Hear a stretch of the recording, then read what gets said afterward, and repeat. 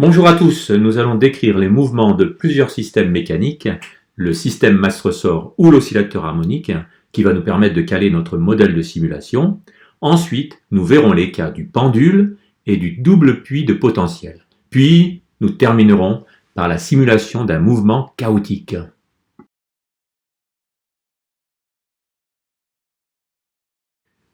Pour simuler ces mouvements, nous allons les étudier selon une dimension, en utilisant les équations issues directement de la deuxième loi de Newton, à savoir somme des forces égale m fois l'accélération.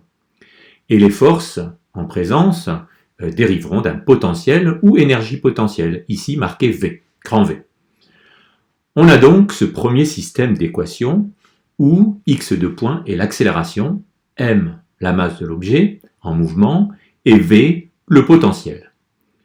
Ce qui peut se réécrire si on a introduit la quantité de mouvement, petit p ou impulsion, et la vitesse x point, à savoir x point est égal à p sur m, et p point est égal à la force, et qui est égal à moins la dérivée du potentiel. On obtient donc ce nouveau système d'équations que l'on peut résoudre numériquement si on connaît à la fois le potentiel et les conditions initiales. Il suffit donc de connaître les conditions initiales, à t égale 0, de la position x et de l'impulsion petit p, ou bien celle de la vitesse. La résolution numérique présentée ici est très simple à mettre en œuvre. On l'appelle la méthode D'Euler-Cauchy. Elle est du premier ordre. Alors comment ça marche? On a une courbe x de t et on veut l'approximer au temps t plus dt. Alors on prend la tangente en x de t0 et la position x de t0 plus dt est calculée sur cette même tangente en t0 plus dt. On peut remarquer l'écart qu'il y a entre la courbe et cette tangente, surtout en t0 plus dt. Le système peut se réécrire très simplement en fonction de la quantité de mouvement petit p ou impulsion et de la force f de x de t, à savoir x de t plus dt est égal à x de t plus dt fois p divisé par m, et p à t plus dt est égal à p de t plus d fois la force. Et si on connaît le potentiel et si la force en dérive, alors il est justement facile de la calculer. On prend des conditions initiales en x0 et p0 et on peut décrire le mouvement de proche en proche ainsi. Pour la méthode de Heune, dite aussi de deuxième ordre, on commence au premier pas comme la méthode d'Euler, représentée par ce système d'équations, ainsi que le schéma qu'on a vu juste avant. Ensuite, pour le pas suivant, à t0 plus dt, au lieu de rajouter simplement à x de t l'élément de longueur dû à la vitesse au temps t, qui donne aussi en dérivant une impulsion p+, donc une vitesse, on rajoute en plus la moyenne de cette vitesse déduite avec celle au temps t. Sur les schémas, en fait, on place la tangente en x à t0 plus dt, que l'on translate en x à t0 afin d'obtenir l'impulsion correspondante et y faire la moyenne avec celle d'avant et obtenir enfin la position x à t0 plus dt. De même, en dérivant par rapport au temps, on obtiendra l'impulsion équivalente à t0 plus dt. Passons maintenant à un système qui se comporte comme un oscillateur harmonique, qui est le système bien connu masse-ressort.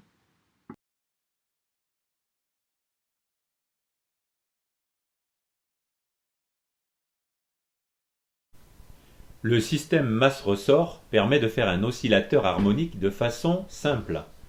On prend un ressort de longueur petit l et on y accroche une masse, ce qui permet donc de l'étirer d'une certaine élongation petit x. Le système n'est soumis en fait qu'à la force F due au ressort et due à sa constante de raideur K et au poids dû à la masse. Le ressort se met alors à osciller. L'équation qui régit ce mouvement, que l'on obtient à partir de l'équation fondamentale de la dynamique, est cette équation différentielle du second ordre dont une solution évidente est x de t avec une période t0 qui est fonction de K et de la masse. De même, la vitesse, la dérivée de x par rapport au temps, soit x points, devient un sinus très facile à calculer.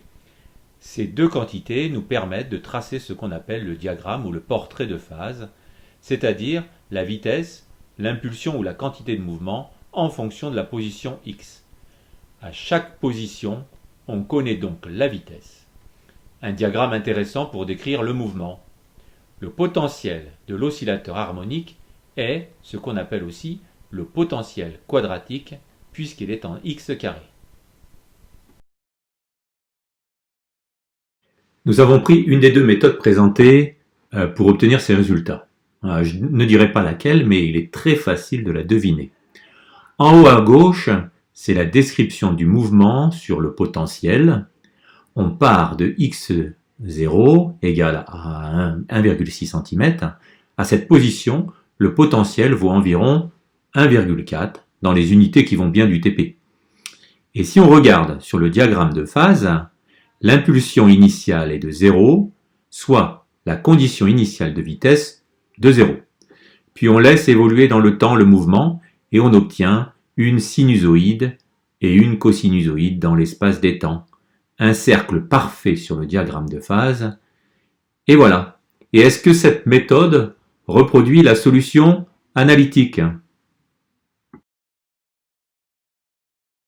Si on prend l'autre méthode avec les mêmes paramètres, c'est-à-dire la constante de raideur K qui est égale à 1, M égale à 1 et le pas de temps dt est égal à 0,01, d'après vous, quelle est la méthode utilisée en regardant cette animation? C'est sûr, on obtient quelque chose de différent. Le diagramme de phase n'est plus un cercle parfait, mais une spirale. Est-ce que cela a un sens physique ou même mathématique? Il faut donc réfléchir à comparer la solution analytique à cette solution numérique. Du coup, on va pouvoir choisir sans ambiguïté la méthode la plus proche de la solution analytique avec le pas de temps qui convient. Essayez d'ailleurs plusieurs pas de temps, car plus le pas de temps dt est petit, plus le temps de simulation est grand. Mais plus la précision est meilleure. Il faut donc faire le meilleur compromis pour avoir la meilleure simulation.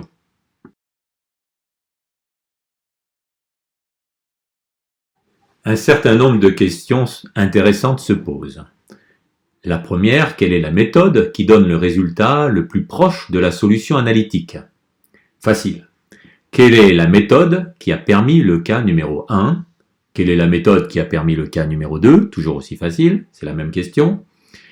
Et si on change la constante de raideur, K, alors que se passe-t-il? Même question si on change la masse. Quels sont les pas de temps pour les deux méthodes qui donnent des résultats similaires? Alors, changeons la constante de raideur. Que se passe-t-il ici sur ces animations? L'oscillateur reste harmonique puisqu'on a toujours des sinusoïdes. Mais on s'aperçoit que l'énergie potentielle est beaucoup plus forte. Les vitesses, via les impulsions, plus grandes, et la période change énormément. La fréquence est plus forte. Cependant, les élongations sont similaires. Rapide question à dessous. Dans cet exemple, a-t-on augmenté K ou diminué K par rapport à l'expérience précédente?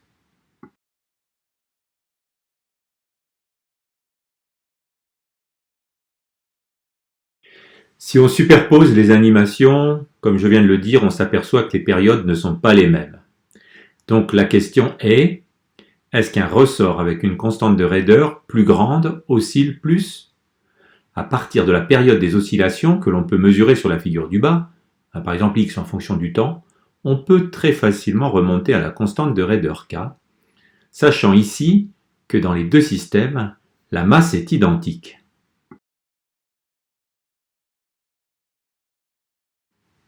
C'est à vous de la chercher, parce que en fait, nous on la connaît.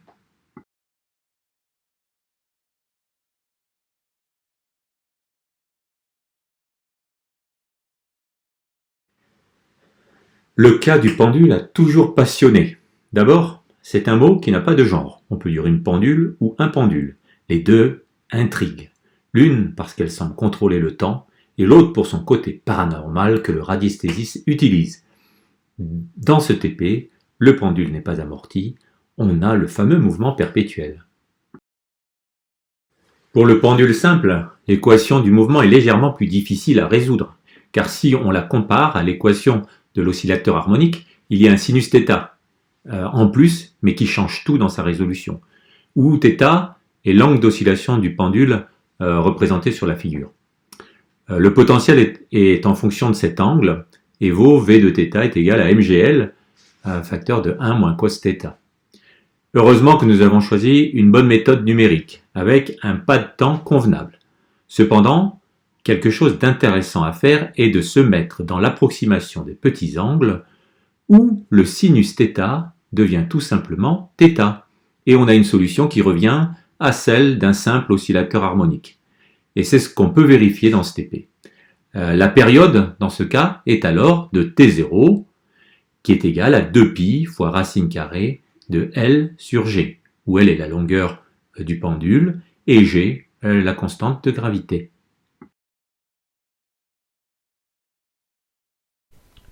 Faisons une première expérience avec un pendule dont la longueur est 1 mètre, la masse 1 kg, et on prend les conditions initiales de l'angle θ à t égale 0, de moins 2,5 radians et de P de 0 nul.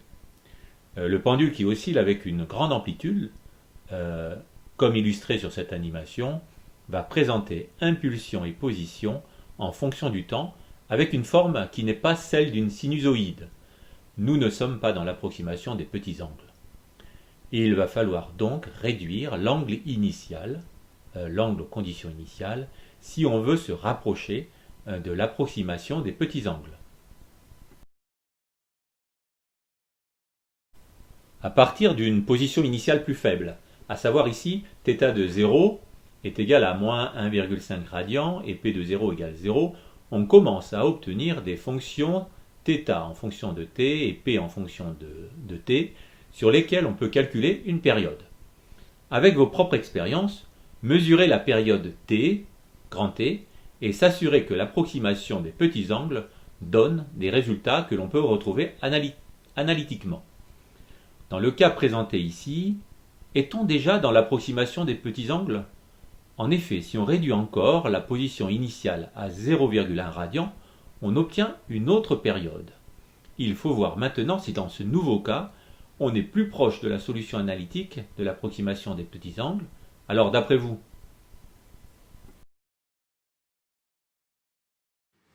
Superposons le mouvement de deux pendules, l'un avec un angle initial de 1,5 radian, comme on vient de voir, et l'autre avec un angle initial juste de 0,1 radian.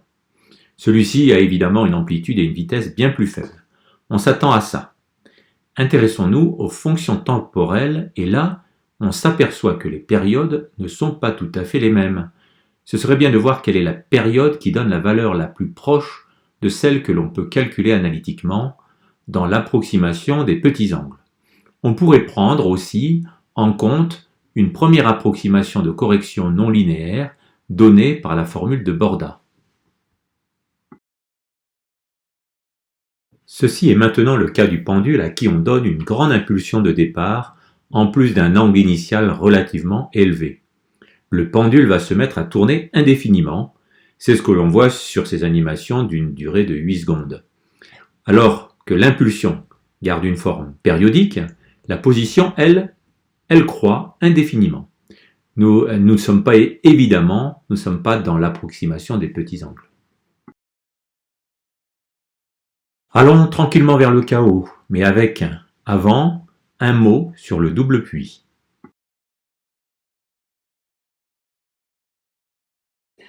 Avant de voir le mouvement chaotique, décrivons le mouvement d'une particule due à un double puits de potentiel. La formule du potentiel est la suivante, avec ces deux paramètres, alpha et bêta, que l'on peut faire varier pour changer la position des minimums et la valeur de V0, qui est la barrière de potentiel. L'exemple le plus connu est sans doute le changement de géométrie de la molécule d'ammoniac. Composée de 3 atomes d'hydrogène et d'un atome d'azote, l'ammoniac peut changer sa géométrie en fonction de l'énergie qu'elle subit. On sait que l'ammoniac a une structure pyramidale avec un atome d'azote au sommet et 3 atomes d'hydrogène qui forment en quelque sorte les pieds de la pyramide. Alors si on soumet cette molécule à une excitation, par exemple si on la soumet à une température relativement forte. Alors, la molécule d'ammoniac va pouvoir sauter la barrière de potentiel, ici V0. Elle va donc passer de sa géométrie initiale, où l'atome d'azote est sur le sommet à gauche du plan des 3 atomes d'hydrogène, pour arriver à une géométrie où le sommet est à droite. Elle est passée d'un état stable à un autre, du point -P au point +P. Elle est aussi passée par une position instable au milieu, en I, où les 3 atomes d'hydrogène sont dans le même plan que celui de l'azote. Dans cet exemple, nous ne traiterons pas les effets de mécanique quantique, mais resterons juste au niveau du changement de géométrie de la molécule d'ammoniac. Si on se place dans la première position autour de la position stable, ici on a pris les conditions initiales, x de 0 est égal à moins 3,5 et p de 0 est égal à 0, c'est-à-dire pas de vitesse initiale, il va y avoir une oscillation autour de cette position qui devient sinusoïdale. On est sans doute encore une fois dans l'approximation des petits angles. À ce niveau, le potentiel est proche d'un potentiel quadratique. Le diagramme de phase ou portrait de phase présente une ellipse et la position comme l'impulsion présente des sinusoïdes. On peut alors calculer la période du mouvement. La position autour du deuxième point stable, c'est pareil, en se plaçant symétriquement en x de 0 égale à 3,5 et toujours pas de vitesse et en prenant toujours pas de vitesse initiale, donc une impulsion égale à 0, on obtient le même mouvement, à savoir un mouvement périodique sinusoïdal. On est encore dans l'approximation des petits angles, c'est-à-dire le cas d'un oscillateur harmonique. Si on était exactement, voilà une question, sur la position du minimum, qu'obtiendrait-on comme mouvement? On obtient sans aucun doute le même mouvement que celui lorsque la particule est placée dans la position instable avec les conditions initiales x de 0 égale 0 et p de 0 égale 0. Rien ne bouge. Dans la réalité, cette dernière position est plutôt intenable, car au moindre petit déplacement, la particule va tomber dans un des puits de potentiel. À ce niveau, pour la molécule d'ammoniac, l'atome d'azote est sur le même plan que les 3 atomes d'hydrogène.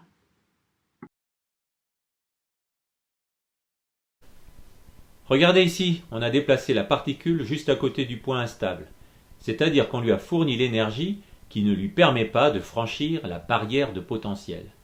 Le résultat n'est plus une sinusoïde, mais une forme périodique bizarre dont la vitesse diminue fortement avant d'arriver sur la position instable, puis augmente avec un maximum quand on passe le creux du potentiel. Alors, l'énergie cinétique est maximum. Le diagramme de phase n'est ni un cercle, ni une ellipse, mais reflète le mouvement dans ce puits. Quand le niveau d'énergie que subit la particule est plus fort que la barrière de potentiel, alors la particule saute d'un état stable à l'autre, comme représenté sur ces animations. Ici, les conditions initiales sont x de 0 est égal à moins 4,6 et p de 0 est égal à 0. On peut calculer facilement l'énergie qui a été mise en œuvre. Et si l'énergie que subit la particule est due à la température et dont la forme est K fois T, où K est la constante de Boltzmann, alors on peut trouver la température qu'il faut pour faire basculer la particule d'un état à un autre. Si on prend la définition du mot chaos dans le dictionnaire, on trouve que le chaos, c'est l'ensemble des choses sans dessus-dessous et donnant l'image de la destruction, de la ruine, du désordre. Mais en mathématiques, on étudie le comportement des systèmes dynamiques très sensibles aux conditions initiales. C'est chez nous ce qu'on appelle le chaos.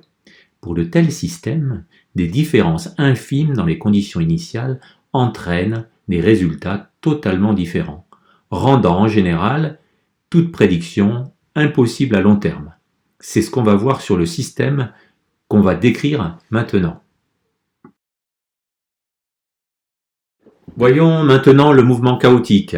Le potentiel est toujours un double puits où il faut régler les coefficients alpha et bêta du potentiel.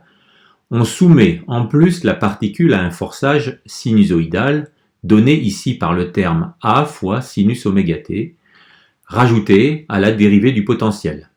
La force va maintenant dépendre de la position de la particule, mais aussi du temps, à prendre donc en compte dans le programme.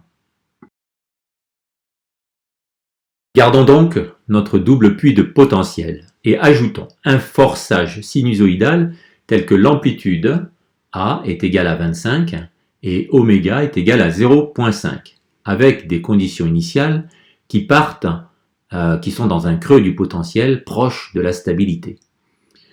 On a pris ici pour cette animation x de 0 égale 3 et p de 0 est égal à 0,1. Que voit-on? Eh bien, on voit un mouvement, regardez bien, désordonné, comparé à ceux que l'on a vus auparavant. Si on compare à ceux vus auparavant, c'est totalement différent.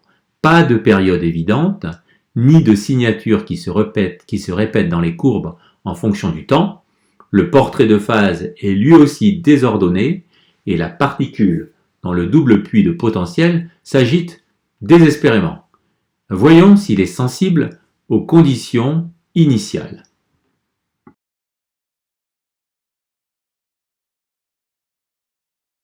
Comparons les mouvements chaotiques quand on met des conditions initiales qui sont très proches et appréciez la beauté des mathématiques.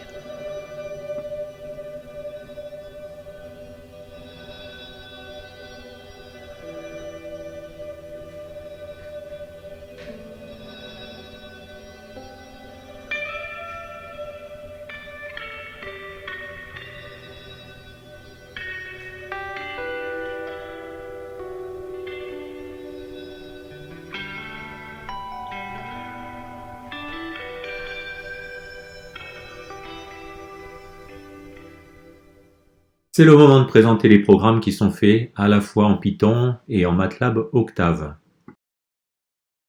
Il se peut en fait que les programmes présentés ici diffèrent un peu de ce que vous pouvez recevoir lors du TP. Alors vous faites un peu attention. Comme toujours, le programme Python commence par les librairies que l'on utilise, à savoir ici Matplotlib pour le graphique et NumPy pour le calcul scientifique. Cette partie de programme est importante, c'est là où on définit notre expérience. Le pas de temps, dt, optimum, a dû être défini grâce à la comparaison des méthodes D'Euler-Cauchy et de Hein. Ensuite, en fonction de l'expérience que vous allez faire, il faut mettre les valeurs adéquates du nombre de pas de temps, NTST, qui donnera la durée de l'expérience. Ensuite, il y a K, L, et la masse qui interviennent soit pour l'oscillateur harmonique, soit pour le pendule, ou bien pour le mouvement dans le double puits. G, c'est la constante de gravité, mis à 10 mètres par seconde, moins 2. Puis, oméga et A sont la pulsation et l'amplitude du terme de forçage sinusoïdal ajouté pour le mouvement chaotique. Vous n'avez pas besoin de tous ces paramètres en même temps. Ceux que vous n'utilisez pas, eh bien mettez-les en commentaire. La partie suivante du programme est une partie qu'il faut compléter. Il faut d'abord y mettre le potentiel, ici entouré en rouge, c'est l'exemple du potentiel de l'oscillateur harmonique. Et pour trouver la force, comme elle dérive de ce potentiel, il suffit de dériver l'expression de ce potentiel. Attention, pour l'exemple du chaos, à la différence des autres exemples, on a besoin d'une dépendance en temps. C'est pourquoi apparaît dans cette définition le paramètre tt qui représente le temps, alors que xx représente la position. Ici, dans cette partie, ce sont les méthodes numériques que l'on programme, et c'est aussi là qu'on met les conditions initiales. Dans ce paragraphe encadré en rouge, il faut entrer les conditions initiales. Dans vos expériences, commencez par une impulsion mise à zéro. Le mouvement sera plus facile à comprendre. Dans le deuxième paragraphe, ici encadré en vert, c'est la méthode de premier ordre, ou méthode d'Euler-Cauchy, que l'on programme. Attention à ne pas confondre l'indice petit i, qui est un indice informatique, avec dt, qui est un paramètre physique. Ce sont donc les formules de x+, et p+, qu'il faut mettre ici. Enfin, dans le paragraphe encadré en orange, c'est la méthode du deuxième ordre ou méthode de Heuin qu'il faut programmer. Le potentiel est directement pris dans la fonction définie juste avant. Un petit rappel, quand on appelle la force, pour le cas du mouvement chaotique, n'oubliez pas de prendre en compte le paramètre temps. Dans cette partie graphique, il n'y a, comme d'habitude, rien à toucher, sauf si vous voulez personnaliser vos graphiques. On vous rappelle aussi que vous pouvez partir de zéro pour réaliser votre programme. Passons maintenant à la présentation du programme fait en MATLAB ou Octave. Alors pour MATLAB ou Octave, encadré en rouge, c'est la partie initialisation et globalisation des variables. Puis on a une partie encadrée en vert où l'on doit donner les variables physiques d'entrée. Cette partie de programme est importante. C'est là où on définit notre expérience. Le pas de temps, dt, optimum, a dû être défini grâce à la comparaison des méthodes D'Euler-Cauchy et de Heuin. Ensuite, en fonction de l'expérience que vous allez faire, il faut mettre les valeurs adéquates du nombre de pas de temps, NTST, qui donnera la durée de l'expérience. Ensuite, il y a K, L et la masse qui interviennent soit pour l'oscillateur harmonique, soit pour le pendule, ou bien pour le mouvement dans le double puits. G, c'est la constante de gravité, mis à 10 mètres par seconde, moins 2. Puis, oméga et A sont la pulsation et l'amplitude du terme de forçage sinusoïdal ajouté pour le mouvement chaotique. Vous n'avez pas besoin de tous ces paramètres en même temps. Ceux que vous n'utilisez pas, eh bien mettez-les en commentaire. Ici, dans cette partie, ce sont les méthodes numériques que l'on programme et c'est aussi là qu'on met les conditions initiales. Dans ce paragraphe encadré en rouge, il faut entrer les conditions initiales. Dans vos expériences, commencez par une impulsion mise à zéro. Le mouvement sera plus facile à comprendre et à analyser. Dans le deuxième paragraphe, ici encadré en vert, c'est la méthode de premier ordre ou méthode d'Euler-Cauchy que l'on programme. Attention, ne pas confondre l'indice K, qui est un indice informatique, avec le pas de temps dt, qui est un paramètre physique. Donc ce sont les formules de x plus et de p plus qu'il faut mettre. Enfin, dans le paragraphe encadré en orange, c'est la méthode du deuxième ordre, méthode de Heuin, qu'il faut programmer. Le potentiel et la force sont appelés depuis des sous-programmes mis sous le même répertoire que ce programme principal. Un petit rappel, quand on appelle la force pour le cas du mouvement chaotique, n'oubliez pas de prendre en compte le paramètre temps. Pour MATLAB, attention, les indices commencent à 1. Avant de passer à la partie graphique, deux fonctions sont proposées pour calculer d'une part le potentiel et d'autre part la force. C'est à vous de les remplir. Ces deux sous-programmes sont indépendants et doivent être placés dans le même répertoire que le programme principal. Dans cette partie graphique, il n'y a, comme d'habitude, rien à toucher, sauf si vous voulez personnaliser vos graphiques. On vous rappelle aussi que vous pouvez partir de zéro pour réaliser votre programme. Allez, voilà, c'est fini. Je vous dis à bientôt. N'oubliez pas de nous poser des questions en séance ou hors séance.